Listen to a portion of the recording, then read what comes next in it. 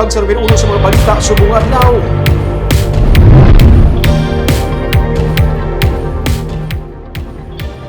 Anong tanan ka mga barangay ang apektado sa pagbaha sa mabunok ng pag-ulan sa kahapon nga adlaw?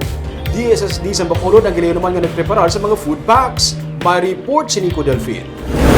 Nagalabot sa isa katapak ang kadalamon sang tubig baha sa Gonzaga kag Lopez Haines Street, Rosario Mabini, Lacson Hernay Street, amuman sa Magsaysay Street, nga masami ginabaha nga mga dalan sa Bacolod City.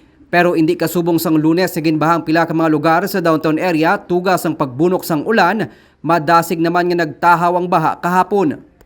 Ang pilabla ka adlaw wala ulan. That's the first time na nagtudo-tudo ulan. So, ang tubig, ang volume dito sa tubig. So, kagabi wala naman. Kaya ang kagapon, hindi ba tudo ulan dire? Dito sa plaza, pagsa dito sa downtown, hindi mo nakatudo eh.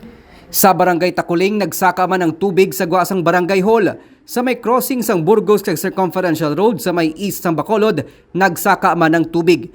Ang ini nga mga lugar ang masamiman niya ginabaha, basta malawig kag mabunok ang ulan. Suno kay Doktora Ana Maria Larny Pornan, City DRRM Officer, may mga lugar nga hindi flood-prone area nga apektado sang baha, tuga man sang urbanization o kung pag-develop sa mga construction sites sa syudad. Banya ang atin sa city, sa sementado siya. So, wala na may ma-absorb sa tubig. So, ang Manawag sila actually is not technically nga baha. It's a surface runoff.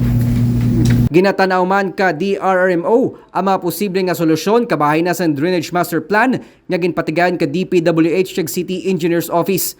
Padayon man sa gihapon ang ila declogging operation para mabuhinan ang pagsaka sang baha ilabi na karon nga tig-ululan.